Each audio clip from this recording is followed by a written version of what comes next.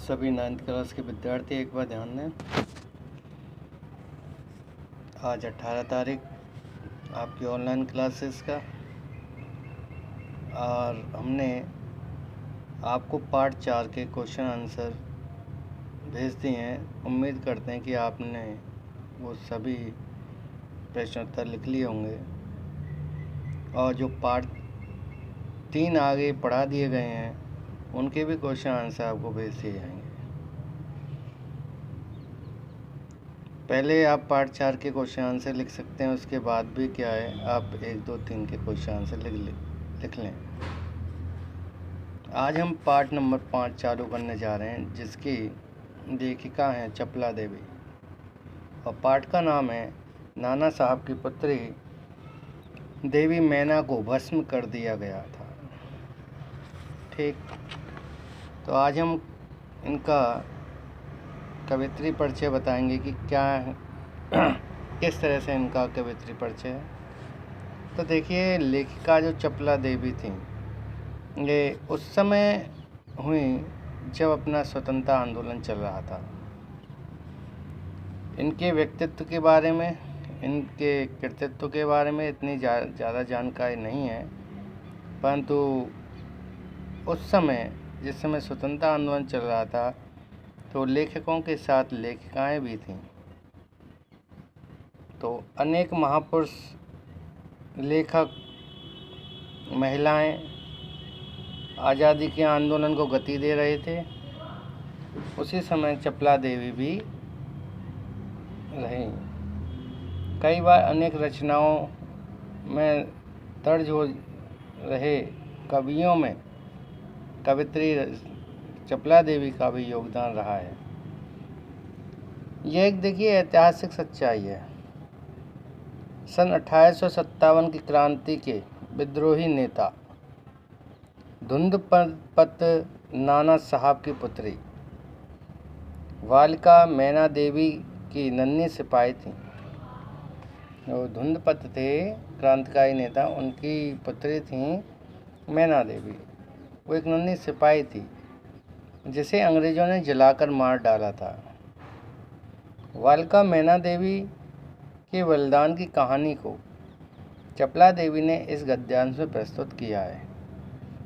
यह गद्य रचना की एक शैली है जिसमें उन्होंने उनका वर्णन किया है, और मातृभूमि की स्वतंत्रता और रक्षा के लिए जिन्होंने अपने प्राण न्यौछावर कर दिए, उनके जीवन का उत्कर्ष हमारे लिए गौरव और सम्मान की बात है। इस गौरवशाली एक छोटी सी बच्ची एवं कई लोग और राजनेता इस बलिदान में काम आए, और हिंदी गद्य के प्रारंभिक रूप में विद्यार्थी जान पाएँ, इसलिए इस गद्य रचना को मुद्रण और वर्तनी के बिना किसी परिवर्तन के अविकल प्रस्तुत करने का यहाँ पे प्रयास किया गया है। और देखिए, इनका जो कवित्री परिचय है उसमें यही है कि जो चपला देवी थीं वो 1857 की क्रांति जब हुई थी उस समय रहीं। इनके जन्म और मृत्यु के बारे में नहीं लिखा गया है। तो आप क्या है, आज अपनी किताब में इनका कवित्री परिचय देख लें।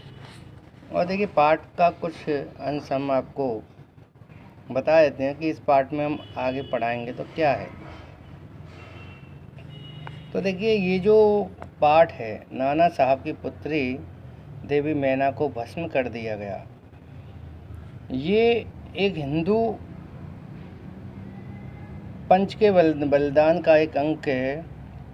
और इसमें लेखिका चपला देवी के बारे में बताया गया है कि चपला देवी ने बताया है कि मातृभूमि की स्वतंत्रता और रक्षा के लिए बलिदान करने वालों के जीवन का उत्कर्ष हमारे लिए गौरव और सम्मान की बात है।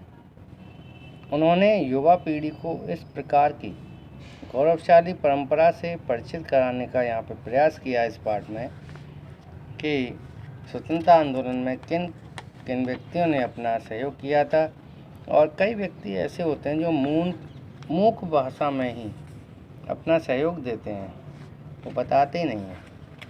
देखिए, आज भी हम अगर जानते हैं तो गिने चुने अपने क्रांतिकारियों के नाम जानते हैं, परंतु स्वतंत्रता आंदोलन न जाने कितने लोगों ने अपनी जान गंवाई थी, इसके बारे में हमको विस्तृत ज्ञान नहीं है।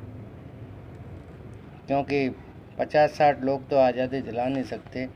पूरे देश में कितने क्रांतिकारी हुए जिन्होंने अपने जान की बाजी लगा दी और हमको इस स्वतंत्रता तक पहुंचाया। जिस देश में विदेशियों का वर्चस्व हो, पूरे भारत को औपनिवेशिक राज्य बना लिया था, उन विदेशियों को, अंग्रेज़ों को खदेड़ना 150 आदमियों की बात नहीं, बल्कि एकजुट होकर जब समाज लड़ाई लड़ता है, उसी समय कहा जा सकता है कि उस देश में क्रांति आएगी। तो ऐसी ही क्रांति आई थी 1857 की क्रांति, जिसमें कि इस पाठ को लेते हुए और नाना धुंधपत के बारे में बताया गया है और उनकी पुत्री मैना देवी के बारे में बताया गया है कि किस तरह से उन्होंने उन अंग्रेज़ों का सामना किया। तो ये आज का पाठ परिचय है। कल आपके लिए यानी कि सोमवार से इस पाठ को पढ़ाया जाएगा, तो आप एक बार इसका रिवीजन कर लें, इस पाठ को पढ़ लें। धन्यवाद।